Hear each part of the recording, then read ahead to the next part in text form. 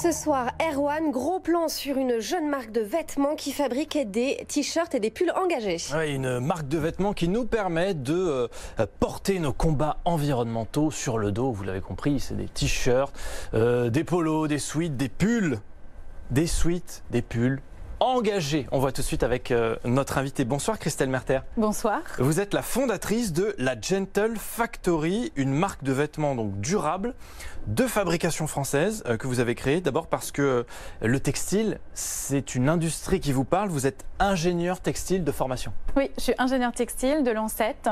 Je suis sortie de l'école en 99 et j'ai eu la chance de pouvoir monter en intrapreneuriat la marque La Gentle Factory il y a 5 ans maintenant. La Gentle Factory, racontez-nous là, en quoi ce sont des vêtements durables, en quoi c'est une marque innovante, pas comme les autres? On est une marque issue du recyclage aux origines du projet. On s'est pris d'une idée un peu folle en 2013 en se disant qu'on serait peut-être capable de récupérer des vieux vêtements en fin de vie, une fois que nos clients n'en voudraient plus, les retransformer en matières premières et les refabriquer pour en refaire de nouveaux vêtements. Et on a commercialisé un premier pull fait à partir de vieux jeans fin 2012, début 2013. Donc ça, c'est le premier pilier de la Gentle. Et quand on a réfléchi à cette fabrication à partir de fibres recyclées, on s'est dit est-ce qu'on reproduit localement ou est-ce qu'on va ailleurs? On s'est dit si on veut être dans une démarche totalement durable, essayons d'être le plus proche de nos clients. Donc on a produit tout ça localement. C'est-à-dire localement, c'est fait en France? C'est exclusivement fait en France. Alors nos fils sont européens. On achète nos fils en Italie, en Espagne, au Portugal ou en Pologne. Et après, on va tricoter à Moreuil en Picardie. On va confectionner à Roubaix. On va atteindre à Chesty-les-Mines près de Lyon et on va sérigraphier par exemple à Thoiry-sur-Loire. Et donc une marque engagée, on a bien compris, une marque engageante aussi parce que sur les collections que vous développez, il y a des petites inscriptions. J'ai vu là sur votre site internet banquise par exemple. Banquise, on a Planète et Climat en ce moment qui sont brodés. Moi j'ai un t-shirt écrit Sea Blue, voilà, puisque notre collection été dernière, on s'est engagé autour de la préservation de l'eau et cet hiver, notre collection s'engage autour du zéro gâchis et de la réutilisation de nos chutes de production, de nos matières qui n'auraient pas été exploitées si on ne les avait pas utilisées dans cette collection capsule de l'hiver. Ça veut dire que l'engagement est double. D'abord, vous engagez-vous à produire local avec des matériaux qui peut-être auraient fini à la poubelle si vous ne les aviez pas utilisés. Et deuxièmement, on affiche, on revendique finalement qu'on soutient des causes environnementales, écologiques quand on achète votre marque.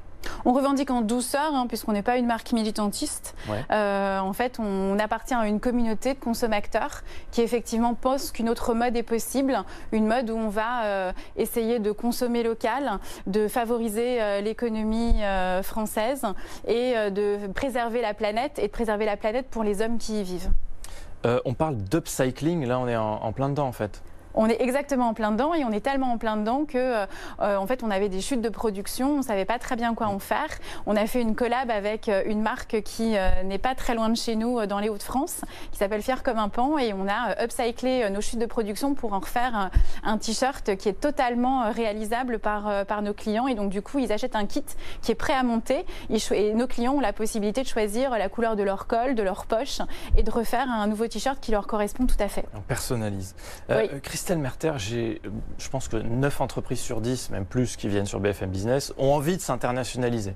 Elles ont envie d'être présentes dans le monde entier. Oui. J'ai fait mes petites recherches et j'ai vu que vous n'avez pas envie de vous internationaliser, vous voulez rester en France. Pourquoi? En fait, si on produit en France, c'est parce qu'on produit localement, au plus proche de nos clients, et qu'on s'adresse à une communauté qui aujourd'hui parle le même langage.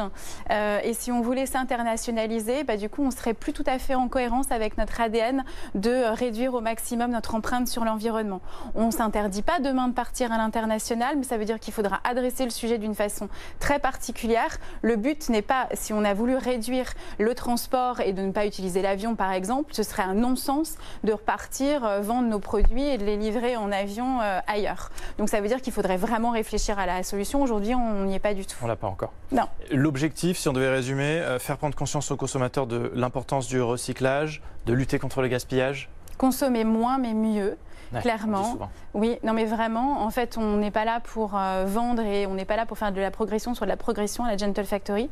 Clairement, on est là pour faire vivre un écosystème et on est là pour effectivement faire des produits qui sont de qualité, qui sont durables et qui vont durer dans le temps. Pour terminer, un mot sur le prix, combien ça coûte ? Alors nos t-shirts restent à un prix ultra accessible. Nos premiers prix sont à 35 € pour de la production locale faite à partir de fibres biologiques ou de fibres recyclées. C'est un vrai challenge. Et nos premiers prix en sweat, ils sont à 65 €. Donc là, c'est pareil. On veut être accessible. Merci beaucoup. Merci beaucoup. Christelle Merter, donc fondatrice de la Gentle Factory, d'être venue nous présenter votre entreprise, cette initiative sur BFM Business dans Grain Reflex, comme tous les soirs, 22h.